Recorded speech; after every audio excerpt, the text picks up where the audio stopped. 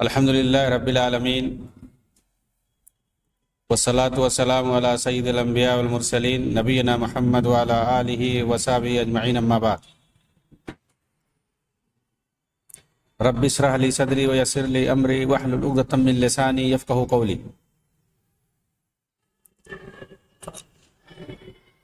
محترم ناظرین کرام،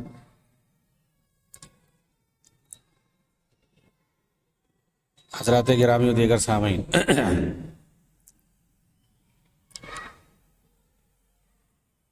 منکرین حدیث کے تعلق سے میری گفتگو چل رہی تھی کہ کس طرح سے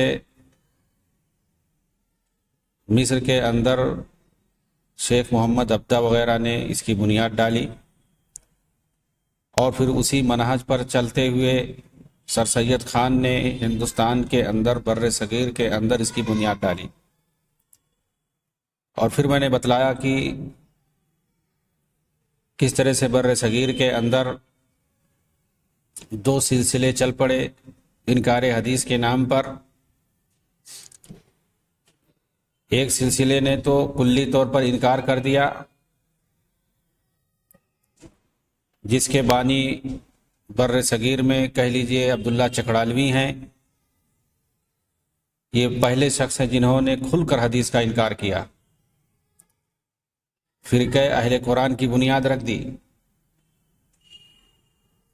غلام احمد پرویز نے انکار حدیث کو ایک منظم نظریے اور مکتبہ فکر کی صورت میں پیش کر دیا، بعد میں جسے پرویزی فرقہ سے بھی یاد کیا گیا۔ چنانچہ عبدالقیوم ندوی لکھتے ہیں، حجت حدیث کا کھلا انکار عبداللہ چکڑالوی نے ہی کیا، اس سے پہلے صراحتاً انکار ملحدین اور زنادقہ سے بھی نہ ہو سکا تھا جس طرح سے انہوں نے کیا۔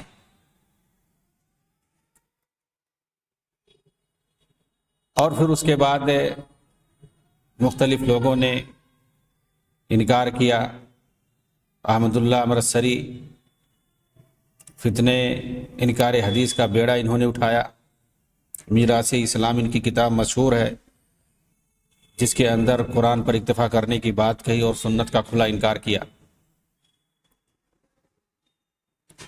مرزا غلام احمد قادیانی سے متعلق یہ کہنا بیجا نہیں ہوگا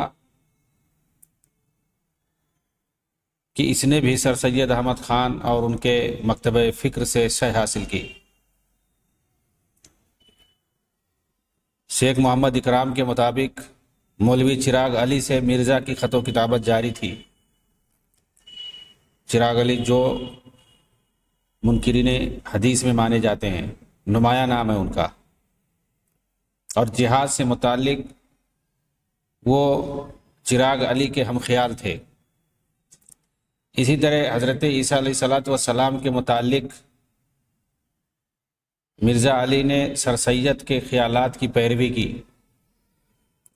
نئی نبوت کی گنجائش بھی اہل تجدد نے فراہم کی۔ بنا بری یہ بات ناقابل فہم نہیں ہے کہ مرزا قادیانی نے اس سلسلے میں انہی کے خیالات سے استفادہ کیا تھا۔ تاہم قادیانیت کے ظہور میں نو آبادیاتی نظام اور انگریزوں کا کردار غیر معمولی ہے۔ کھلے طور پر منکرین سنت میں اسلم جیراج پوری کا نام آتا ہے، جنہوں نے انکار حدیث کے بڑے ستون ہی نہیں بلکہ بعض وجوہ سے مرکز تھے۔ غلام پرویز بھی انہی کے علوم سے پروان چڑھے۔ انہوں نے ایک مورخ کی حیثیت سے زیادہ شہرت پائی۔ تاریخ الامہ کئی حصوں میں تحریر کی انہوں نے۔ حدیث کے اصولاً خلاف تھے، مگر یہ اسوہ رسول کو اصولاً حجت مانتے تھے۔ انہوں نے بھی حدیث کے خلاف بہت کام کیا ہے۔ اسوہ رسول کے بارے میں ایسی قیود لگائیں کہ انجام انکار حدیث ہی کے قریب ٹھہرا۔ جس طرح سے جاوید غامدی کے یہاں عمل حدیث کے لیے ایسے شرائط ہیں کہ شاید کہ کوئی حدیث محفوظ رہ سکے جس کا انکار نہ ہو۔ نیاز فتح پوری یہ بھی منکرین حدیث میں نمایاں شخصیت تھے۔ انکار حدیث میں یہاں تک یہ آگے نکلے گئے کہ مسلمانوں کی تمام خرابیوں کا ذمہ دار حدیث کو ٹھہرا دیا۔ یہ لکھتے ہیں اگر مولویوں کی جماعت واقعی مسلمان ہے تو میں یقیناً کافر ہوں، اور اگر میں مسلمان ہوں تو یہ سب نامسلمان ہیں، کیونکہ ان کے نزدیک اسلام نام ہے صرف قرآن تقلید کا، اور تقلید بھی رسول و احکام رسول کی نہیں بلکہ بخاری، مسلم، مالک وغیرہ کی۔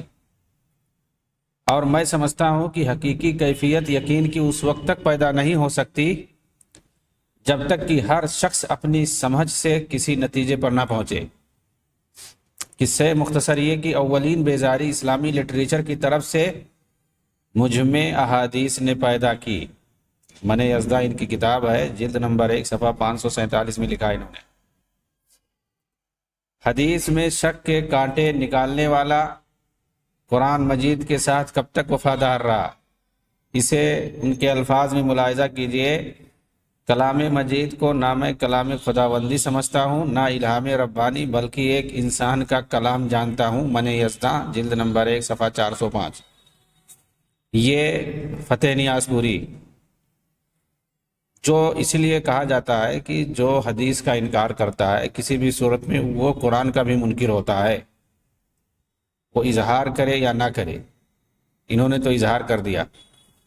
اور یہ سید مودودی یہ نیاز فتح پوری کے لنگوٹیا یار تھے، دوست تھے، زمانہ ان کا گزرا ہے نیاز فتح پوری کے ساتھ، تو آپ سمجھ سکتے ہیں کہ اثر تو رہے گا ہی۔ اسی لیے دوسرے سلسلے میں سید مودودی کا نام آتا ہے۔ امین حسن اصلاحی، حمید الدین فراہی، سید مودودی یہ دوسرے سلسلے کے ہیں جنہوں نے کھل کر تو انکار نہیں کیا، البتہ شکوک و شبہات ڈالے اور بعض حدیثوں کو عقلی معیار پر پورا نہ اترنے کی وجہ سے ان کا انکار کر دیا۔ ایسا نہیں ہو سکتا ہے، صحابہ نے کچھ سمجھا ہوگا، اللہ کے رسول نے کچھ کہنا چاہا ہوگا، یا اس طرح سے یا اس طرح سے۔ یہ عقل میں آنے والی بات نہیں ہے کہ ایک ہی رات میں کوئی 99 بیویوں کے پاس جا سکے۔ ایسا کیسے ہو سکتا ہے کوئی اپنی بیوی کو اپنی بہن کہہ دے؟ دنیا بھر کی باتیں۔ ایسا کیسے ہو سکتا ہے کہ کوئی جانور بندر یعنی بندریا کو رجم کرے؟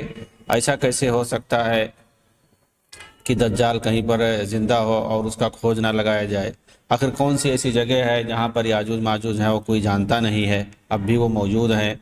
تو اس طرح کی چیزیں، ایسا اعتراض کرنا اب ان کی عقل میں، مودودی کی عقل میں، یا اس طرح کے عقل پرستوں کی عقل میں اگر کوئی بات نہ آئے تو اس کا کیا مطلب؟ اس حدیث کا انکار کر دیا جائے۔ تو ان لوگوں نے یہی طریقہ استعمال کیا ہے، اپنی جو ہے عقل کے گھوڑے دوڑائے اور دنیا بھر کے حدیثوں پر سوالات کھڑا کیے، اور اس کے اندر شکوک و شبہات ڈالنے کا ان لوگوں نے کام کیا ہے۔ نیاز فتح پوری جیسے لوگوں کے ساتھ جو وقت گزارے گا، ان کا یار بن کر کے رہے گا، تو اس کی حالت کیا ہو سکتی ہے؟ ڈاکٹر غلام جیلانی برق یہ بھی بزام خویش علوم عربی پر عمیق نگاہ رکھنے والے اور بڑے محقق تھے۔ یہ مطلب اپنے آپ کو بہت بڑا ادیب اور عربی جاننے والا اور محقق سمجھتے تھے۔ ان کی کتابوں میں 2 قرآن اور 2 اسلام، 2 قرآن 2 اسلام، جہان نو اور حرف مجرمانہ بسلسلہ انکار حدیث مشہور ہیں۔ یعنی ان کتابوں میں انہوں نے حدیثوں کا انکار کیا ہے، لیکن کہا جاتا ہے کہ بعد میں انہوں نے توبہ کر لیا تھا، اور بطور کفارہ انہوں نے ایک کتاب تاریخ حدیث کے نام سے لکھی تھی، جس میں محدثین کی خدمات کا تعارف کرایا ہے۔ واللہ اعلم۔ تمنا عماد فلواری منکرین حدیث کے حلقے میں یہ نسبتاً صاحب علم سمجھے جاتے ہیں۔ انہوں نے کتابت حدیث کے متعلق مستشرقین کے تمام اعتراضات کو بھرپور انداز میں پیش کیا ہے۔ ایک جگہ یہ جناب لکھتے ہیں، یہ سب من گھڑت افسانے ہیں، دراصل کسی صحابی نے حدیثوں کا کوئی مجموعہ مرتب ہی نہیں کیا ہے۔ اگر 2-4 حدیثیں بھی کوئی صحابی کسی ورق پر لکھ لیتے تو وہ ورق تبرک کے طور پر ضرور محفوظ رکھا جاتا۔ اعجاز القرآن. تو ان کے نزدیک جو ہے حدیث کی جو کتابیں ہیں وہ سب من گھڑت افسانے ہیں، ان کی کوئی حیثیت اور وقعت نہیں ہے. یہ تمنا عماد فلواری کے نزدیک. تو اس طرح سے منکرین حدیث میں کھلا ان کا نام آتا ہے. تو یہ وہ سلسلہ تھا سر سید سے جو نکلا ہوا تھا، اور اس سلسلے سے جتنے لوگ جڑے ہیں وہ کھلا حدیثوں کے منکر ہیں. ان کو منکرین سنت یا منکرین حدیث کے نام سے جانا جاتا ہے. کھلا یا انکار کرتے ہیں، اور اسی وجہ سے یہ لوگ قرآن کے بھی منکر ٹھہرتے ہیں. ظاہر سی بات ہے، جو حدیث کا انکار کرے گا وہ قرآن کا بھی منکر لازمی طور پر ٹھہرے گا. وما اتاکم الرسول فخذوہ وما نہاکم عنہ فانتہوا. اللہ کے رسول صلی اللہ علیہ وسلم جو بھی باتیں بتائیں ان کو اللہ تعالیٰ نے لینے کے لیے کہا ہے، مطلب ان پر عمل کرنے کے لیے. تو ظاہر سی بات ہے اللہ کے رسول کی بتائی ہوئی تمام باتوں کو اللہ کے رسول صحابہ کرام کو بتاتے تھے، اور پھر صحابہ کرام کی ذمہ داری ہوتی تھی کہ وہ ان باتوں کو اپنے بعد والوں کو پہنچا دے.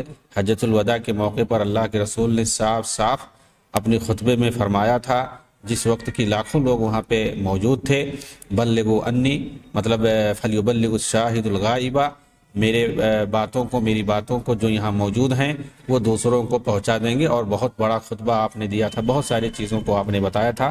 تو ظاہر سی بات ہے اللہ کے رسول کی طرف سے یہ فرمان تھا، یہ حکم تھا کہ میری باتوں کو دوسروں تک پہنچا دینا ہے. تو صحابہ کرام کی ذمہ داری تھی کہ اللہ کے رسول صلی اللہ علیہ وسلم نے انہوں نے قرآن کی شکل میں، حدیث کی شکل میں جو بھی اللہ کے رسول کے زبانی انہوں نے سنا، ان کی ذمہ داری تھی انہوں نے بالکل ٹھیک ویسے ہی دوسروں تک پہنچا دیا ہے. اس میں صرف قرآن ہی نہیں ہے، حدیثیں بھی ہیں، اللہ کے رسول صلی اللہ علیہ وسلم کی پوری سیرت ہے، پوری تاریخ ہے، آپ نے کیا کیا ہے، کیا کہا ہے، آپ کے اقوال و افعال اور اعمال، ساری چیزوں کو انہوں نے جس طرح سے دیکھا، جس طرح سے سنا، وہ دوسروں تک پہنچا دیا ہے. اسی کا نام قرآن ہے اور اسی کا نام حدیث ہے. لیکن ان لوگوں نے مطلب حدیث کو انکار کرنے کے لیے مختلف قسم کی باتیں اور مختلف قسم کی تعویلیں کی ہیں. اصل میں ایک بات یہ سامنے رکھنا چاہیے کہ آپ دیکھیں گے جو حدیثوں کا انکار کرتے ہیں، حدیثوں کے نہ ماننے کی بات کرتے ہیں، آپ ان میں میں صاف صاف بتا دوں، یہ مستشرقوں کو پائیں گے، ملحدوں کو پائیں گے، لبرلوں کو پائیں گے، شیعہ روافظ کو پائیں گے. ظاہر سی بات ہے اس طرح کے لوگ اگر انکار کرتے ہیں تو ان کی کیا حیثیت ہے.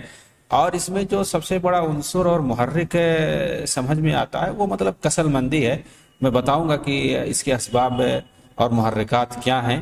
5واں جو دور ہے منکر حدیث کا، انکار حدیث کا، اس کو میں پہلے دیکھ لیتا ہوں. چنانچہ جو 5واں دور ہے یہ عصر حاضر کے سرفر رفض و تشیع اور خارجیت کے کھلے بندے ہیں. رفض و تشیع اور خارجیت سے جو دلدادہ ہیں خارجیت کے، یہ لوگ حدیثوں کا انکار کرتے ہیں مختلف طریقے سے تعویلیں کر کے. ان میں آپ دیکھ سکتے ہیں جاوید غامدی کو پائیں گے، مختلف قسم کی تعویلیں کرتے ہیں. راشد شاذ کو پائیں گے جو ہندوستان کے مرزا علی ہے، اور ان کے الہاد پسند و لبرل پیروکار ہیں. ایک سے نوجوان زیادہ تر ان کی جال میں پھنس جاتے ہیں. ابھی دیکھیے راشد شاذ نے سوشل میڈیا پہ کیا ہنگامہ پھیلا رکھا ہے کہ محدثین کو تنقید کا نشانہ بنایا ہے اس انداز میں، یعنی گویا حدیثوں کو انکار کرنے کا بیڑا اٹھا رکھا ہے اس نے بھی، کہ محدثین اگر تابعین پر اور راویوں پر، بڑے بڑے راویوں پر اگر وہ تنقید کر سکتے ہیں اور کسی حدیث کو ضعیف کر سکتے ہیں، کسی کو صحیح کر سکتے ہیں، تو کیا ہم لوگ یا بعد میں آنے والے ان محدثین کا کوئی سبق نہیں لے سکتا ہے؟ ان کا کوئی محاسبہ نہیں کر سکتا ہے؟ ان کا بھی ہم محاسبہ کرنے کا حق رکھتے ہیں.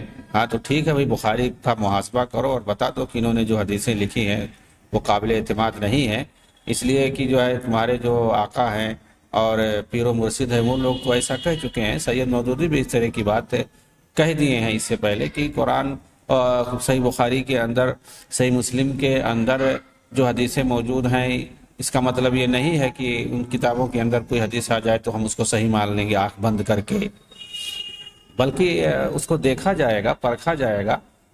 وہ لوگ بھی تو سنے ہیں، سن کر کے دوسروں سے حدیثوں کو نقل کیے ہیں. اور پھر اس کے بعد اپنی مثال دی ہے کہ دیکھو موجودہ دور میں اگر کوئی ایک آدمی کوئی بات کہتا ہے، اگر وہ 10 آدمی تک وہ بات جاتی ہے تو بالکل بدل جاتی ہے وہ چیز۔ تو ایسے ہی گویا امام بخاری کے پاس یا ابو داؤد کے پاس اس طرح کے لوگوں جو محدثین ہیں ان کے پاس بھی کئی واسطے سے حدیث پہنچی ہے، تو کیا مطلب وہ حدیث بدل گئی ان کی نہیں، مطلب شک ڈالنے کی کوشش کرتے ہیں کہ اپنے اوپر قیاس کر لو۔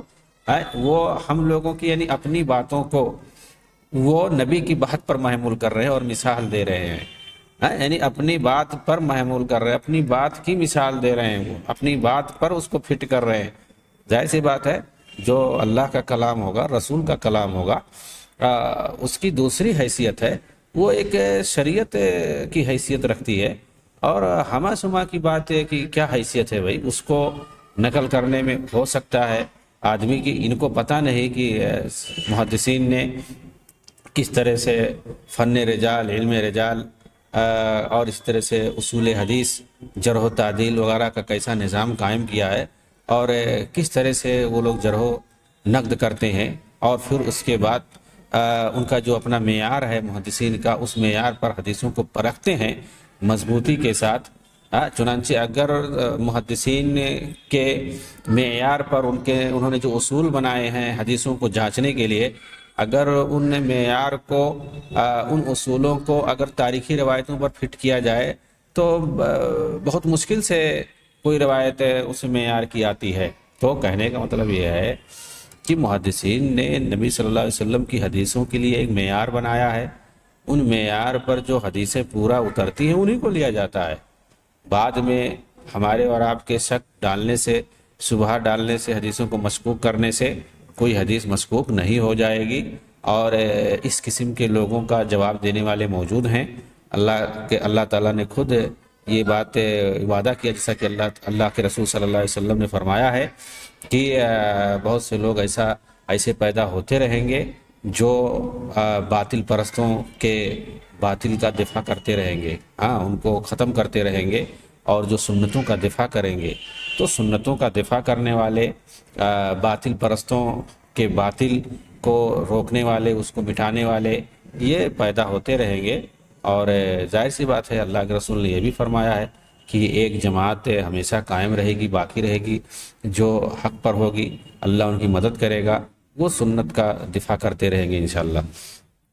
تو یہ آج کل بھی سرفرے جو قسم کے لوگ ہیں، یہ مکمل طور سے انکار، کھلم کھلا انکار تو نہیں کرتے ہیں، لیکن یہ لوگ شبہہ ہی ڈالتے ہیں کہ ایسا ہو جائے تو ویسا ہو جائے تو۔ مکمل طور پر حدیثوں کا انکار کرنے والے جیسے لبرل ہیں، مغرب نواز ہیں، اور خود کو جو اہل قرآن کہتے ہیں، جماعت المسلمین وغیرہ اس طرح کے نام سے، تو یہ لوگ مطلب کھلا انکار کرتے ہیں۔ ان حدیث کا انکار جو بظاہر قرآن سے ٹکراتی ہیں، یہ کہتے ہیں کہ یہ حدیث قرآن سے ٹکرا رہی ہے، یہ حدیث قرآن سے ٹکرا رہی ہے، اس میں جماعت المسلمین اور غامدی فرقے کے لوگ بھی شامل ہیں۔ ان حدیث کا انکار جو کامن سینس یعنی عام عقل کے خلاف ہوں، اس میں سر سید اصلاحی کے پیروکار شامل ہیں، چاہے وہ راشد شاز ہو، عبدالکریم اثری گجراتی اور ان سے متاثر نوجوان، تو یہ سارے لوگ، اب ظاہر سی بات ہے کوئی حدیث کامن سینس کے خلاف ہو، عقل کے خلاف ہو، قرآن سے ٹکراتی ہو، اسی طرح سے مختلف قسم کے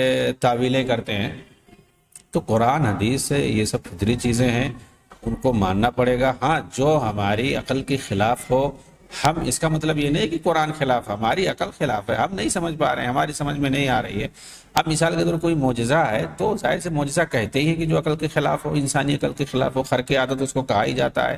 اسی طرح سے قبر کی باتیں ہیں، برزخ کی باتیں ہیں، یا پھر جو ہے آخرت کی باتیں ہیں، غیب کی باتیں ہیں، جنت جہنم کی باتیں ہیں، فرشتوں کی باتیں ہیں، اللہ رب العالمین کے اسماء، ذات اور صفات سے متعلق باتیں ہیں، الہیات سے متعلق باتیں، بہت ساری باتیں ایسی ہیں جو ہماری عقلوں میں نہیں آتی ہیں، ہم نہیں اسے سمجھ سکتے۔ تو کیا مطلب اس کا؟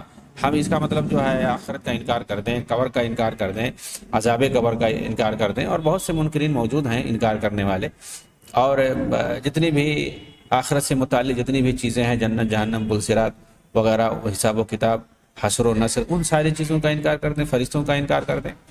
جتنی چیزیں ہماری عقل میں سمجھ میں نہ آئیں، اس کا مطلب یہی ہے کہ ان کا انکار کر بیٹھیں، ایسا نہیں ہے۔ ضروری ہے، ہماری عقلیں ابھی وہاں تک نہیں پہنچی ہیں، یا عقیدے میں، دین کے اندر ساری چیزوں کا عقل کے مطابق ہونا یہ کوئی ضروری نہیں ہے. ہم بندے ہیں اللہ رب العالمین کے. اللہ رب العالمین اس میں فرما برداری ہے، اس میں اطاعت کامل اور اطاعت گزاری اسی چیز میں کہ ہماری سمجھ میں آئے یا نہ آئے ہم اس کو اسی طرح سے مان لیں. اسی کو اسلام کہتے ہیں، اسی کو تسلیم کہتے ہیں، اسی کو سر تسلیم خم کرنا بولتے ہیں، اسی کو مکمل طور سے فرما برداری کرنا بولتے ہیں. ادخلوا فی السلم کافہ، اسلام کے اندر مکمل طور سے داخل ہو جاؤ. یہی چیز ہے. چوں چیرا این کیسے ہوں کیسے اور ایسا کیسے ہو گیا ویسے کیسے ہو گیا یہ سب نہیں چلتا ہے. ہاں یہ سب دنیاوی معاملات میں چلتا ہے. ہاں دنیاوی معاملات میں یا اگر کوئی آدمی کوئی چیز بتا رہا ہے، کوئی دینی چیز ہے، دنیاوی چیز ہے، کوئی معاملات ہے، کوئی اس طرح کی چیز ہے، آپ کو نہ سمجھ میں آئے تب آپ اس پر اعتراض کیجئے. لیکن اگر کوئی عقیدے کی بات ہے، کوئی آخرت کی بات ہے، ایمانیات سے متعلق اس کا کوئی تعلق ہے، دین سے متعلق بات ہے، تو ظاہر سی بات ہے اس میں آپ اعتراض نہیں کریں گے، اس میں سوالات نہیں ٹھوکیں گے اور یہ نہیں کہیں گے یہ ہماری عقل میں نہیں آنے والی بات ہے اس لیے ہم اس کو نہیں مانیں گے. تو آپ دھیرے دھیرے پہلے حدیثوں کا انکار کرو گے، پھر اگر قرآن کی کوئی بات نہیں سمجھ میں آ رہی تو کیا اس کو بھی انکار کر دو گے؟ اس کو بھی انکار کر دیتے ہیں. تو یہ ساری چیزیں ہیں منکرین حدیث. یہ سارا جتھا آپ کو ملے گا جمال الدین افغانی، محمد عبدہ، شیخ محمد عبدہ اور پھر سر سید خان اور پھر اس کے بعد اصلاحی مودودی، دنیا بھر کے جو فرقے ہیں اور یہ سب اخوانیوں میں بھی اس طرح کی عقل پرستانہ چیزیں موجود ہیں. انہی سے جا کر کے یہ داغا آپ کو مل جائے گا. تو کہنے کا مطلب یہ ہے جیسا کہ میں نے بتایا تھا اس کے بہت سارے اسباب اور محرکات ہیں. کون سے اسباب اور محرکات ہیں جن کی وجہ سے یہ لوگ حدیثوں کا انکار کرتے ہیں، چاہے کھلم کھلا انکار کرتے ہیں یا اس کے لیے مختلف بہانے کرتے ہیں، عقل کا سہارا لیتے ہیں، درایت کا سہارا لیتے ہیں، تعویل کا سہارا لیتے ہیں اور دوسری بہت ساری چیزوں کا سہارا لیتے ہیں. تو آخر مین اسباب اور بنیادی اسباب اس کے کیا ہیں؟ کیا وہ محرکات ہیں جن کی بنیاد پر یہ لوگ حدیثوں کا انکار کرتے ہیں، سنت کا انکار کرتے ہیں؟ تو سب سے پہلی چیز جو ہے وہ اتباع وحی کا جھانسا ہے. اصل میں کیا ہے، یہ جو منکرین حدیث ہیں عوام کو یہ جھانسا دیتے ہیں کہ واجب الاتباع محض وحی الہی ہے، یعنی وحی الہی کو کہا گیا ہے کہ صرف اسی کی اتباع کرو. اور ظاہر سی بات ہے قرآن کے اندر وحی کی اتباع کا حکم دیا گیا ہے. تو اور پھر اس کے بعد یہ لوگ یہ سمجھانے کی کوشش کرتے ہیں عوام کو کہ وحی جو ہے صرف قرآن کو کہتے ہیں اور قرآن میں لکھا ہے کہ وحی کی اتباع کرو. اتبعوا ما انزل الیکم من ربکم ولا تتبعوا من دونه اولیاء قلیلا ما تذکرون. کہ جو چیز تمہارے اوپر نازل کی گئی ہے، تمہارے لیے تمہاری طرف جو چیز نازل کی گئی صرف اسی کی اتباع کرو، اس کے علاوہ اور کسی دوسرے کی اتباع نہ کرو، تم تھوڑا ہی نصیحت حاصل کر رہے ہو. تو ظاہر سی بات ہے یہاں کہا گیا ہے وحی کی اتباع کرو، تو وہی ظاہر سی بات ہے قرآن ہے. اس کا مطلب واجب الاتباع جو ہے وہ کیا ہے؟ قرآن ہے. تو یہ اس طرح سے سمجھا کر کے اور وحی کو منحصر کر دیتے ہیں یہ قرآن کے اندر اور حدیث کو نہیں اس میں ڈالتے ہیں. تو کہتے ہیں حدیث تو واجب ہے نہیں اتباع کرنا، تو کیسے ہم اس کو اتباع کریں، کیسے ہم اس کو مانیں؟ کہتے ہیں یہ لوگ کہ نبی صلی اللہ علیہ وسلم کی جو اطاعت ہے محض مرکز ملت ہونے کی وجہ سے آپ کی زندگی تک منحصر تھی. بعض لوگ اپنی من پسند حدیث کو تسلیم کر لیتے ہیں لیکن جو حدیث قرآن کے خلاف ہے اس کو تسلیم نہیں کی جائے گی، اس طرح کی بات بولتے ہیں. اور پھر کچھ حدیثوں کو بظاہر دکھا دیتے ہیں کہ دیکھو یہ قرآن سے ٹکرا رہا ہے، جبکہ یہ نظریہ ہی باطل ہے. ثابت شدہ احادیث کو تسلیم کرنا پڑے گا چاہے وہ ہماری عقل میں آئے یا نہ آئے. اسی طرح کوئی حدیث صحیح حدیث قرآن کے خلاف ہو بھی نہیں سکتی ہے، یہ ہماری عقل کا قصور ہے. دونوں میں تطبیق دے کر دونوں کو تسلیم کرنا ہوگا. اگر بظاہر قرآنی دو آیات ایک دوسرے کے خلاف ہوں تو ہم ایک کو ضعیف کہہ کر رد نہیں کر دیتے بلکہ دونوں کو تسلیم کر کے تطبیق دیتے ہیں. اسی طرح صحیح حدیث اور قرآن میں کوئی اختلاف نہیں ہے. اگر کوئی ایسی بات ظاہری طور پر محسوس ہو تو دونوں میں تطبیق دے کر کے دونوں کو تسلیم کرنا پڑے گا، تطبیق دیا جائے گا اس کے لیے. اور دوسری بات یہ کہ وحی کو صرف قرآن میں منحصر کرنا یہ لوگوں کو بیوقوف بنانا ہے. اور یہ بیوقوف وہی شخص بناتا ہے جو جانتا ہے، جان بوجھ کر کے بیوقوف بناتا ہے. تو ایسے لوگ ڈبل جو ہے سزا کے مستحق ہوتے ہیں. بھئی قرآن کے اندر صاف صاف ہے وما ينطق عن الهوى ان هو الا وحی یوحی کہ نبی جو بھی بات کرتے ہیں وہ وحی ہوتی ہے.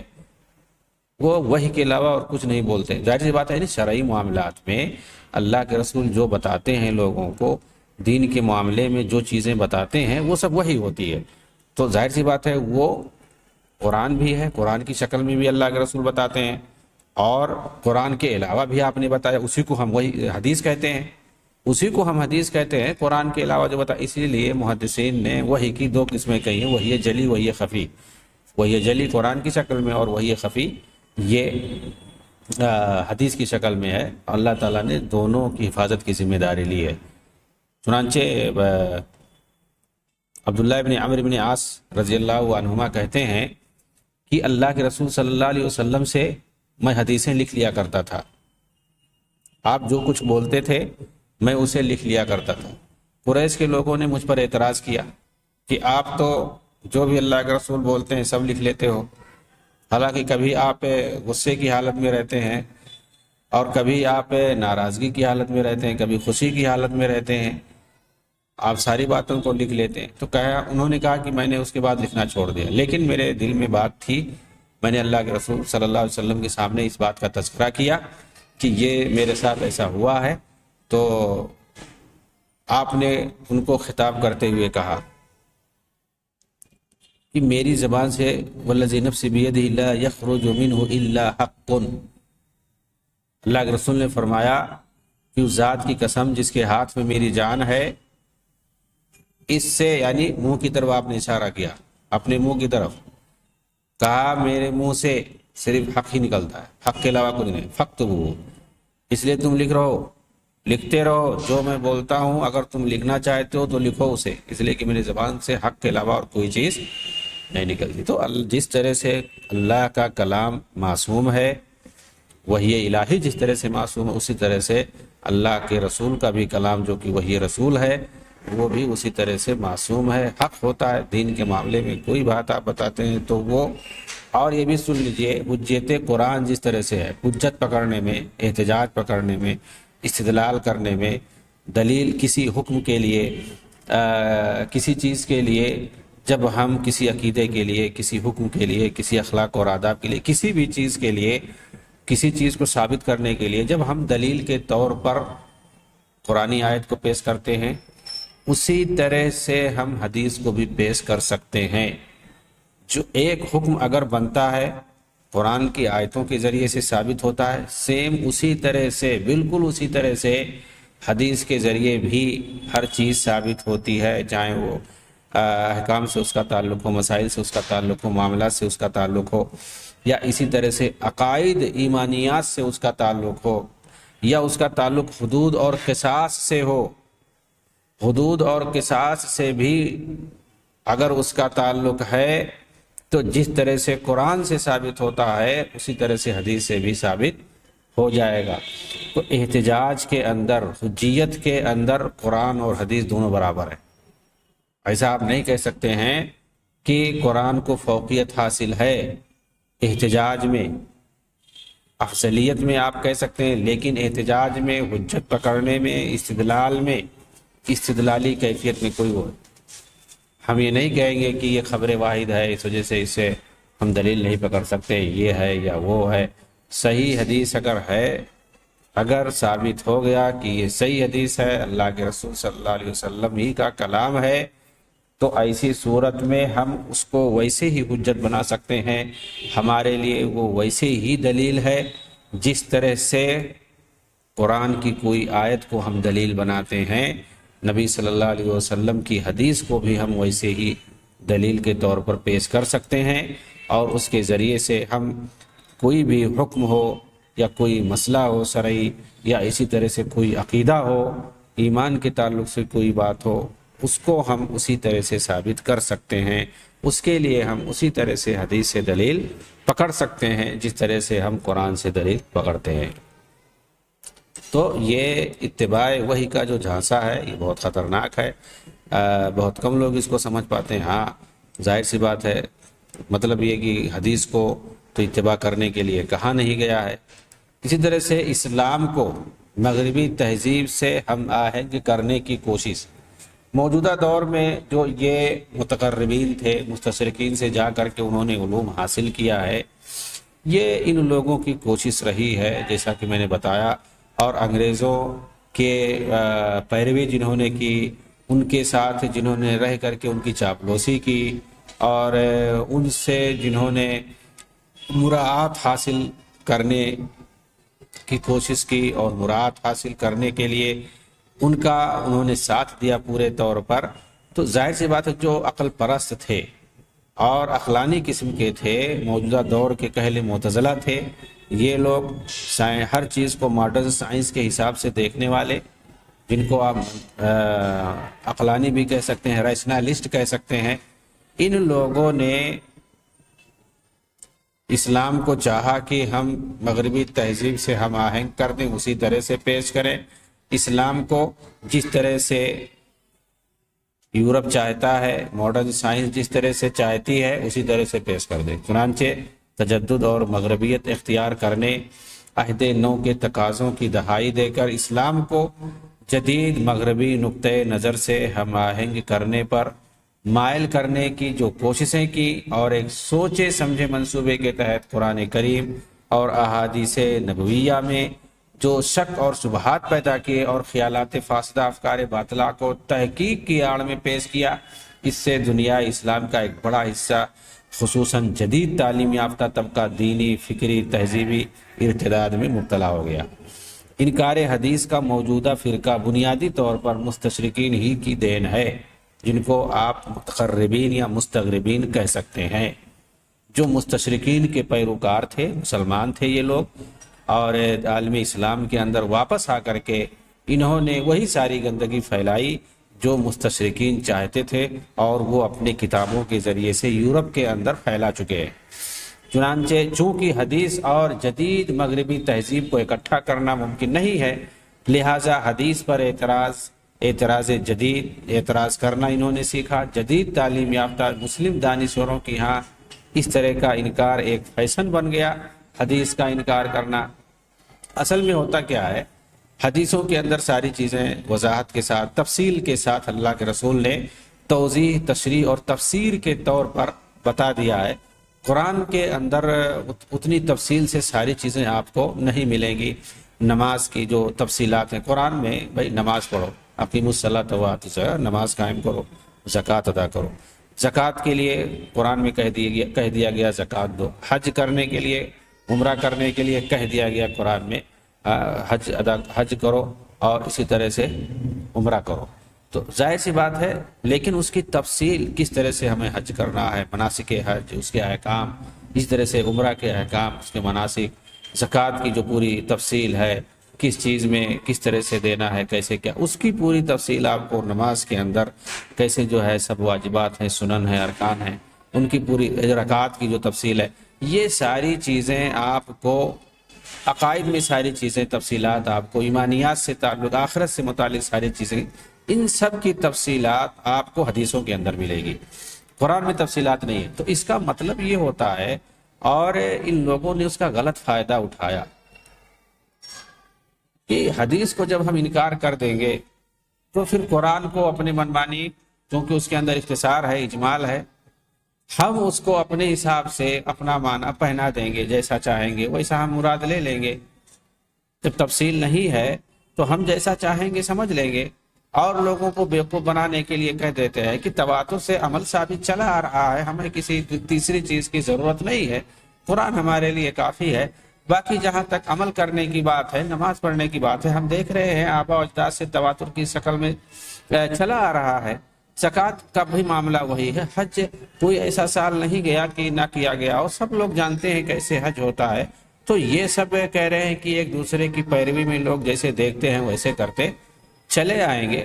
اور کسی مطلب حدیث کی، بھائی کوئی آدمی کسی طرح پڑھتا ہے، کوئی کچھ مانتا ہے، تو ہم بنیاد کس کو بنائیں گے؟ اس سے معیار ہمارے سامنے کیا ہوگا؟ تو یہ سارے جو معیارات ہیں اور اس کی جو اصلی جو بنیاد ہے، یہ سب ڈھانا چاہتے ہیں کہ آدمی اپنی سمجھ سے جو چاہے وہ کرے۔ آزاد خیالی اور فیشن یہ لوگ لانا چاہتے ہیں، جدید مغربیت زدہ جو تہذیب ہے، کلچر ہے، اباحیت زدہ جو کلچر ہے، دراصل اس کو یہ لوگ اسلامی کلچر میں اس کو لانا چاہتے ہیں اور اس کو ضم کرنا چاہتے ہیں۔ یہ ایک طرح سے اگر کہا جائے کہ اسلام دشمنی ہے، نفرت ہے، تو بیجا نہیں ہوگا۔ اللہ تعالی ہمیں ان جدید اور متجددین اور مغرب زدہ لوگوں سے اور ان کی تہذیب کو رائج کرنے والوں سے اور منکرین سنت سے، منکرین حدیث سے اللہ تعالیٰ یہ جو فتنہ ہے اس دور کا، اسے بچائے، آمین۔ وآخر دعوانا ان الحمد للہ رب العالمین، والسلام علیکم ورحمۃ اللہ وبرکاتہ۔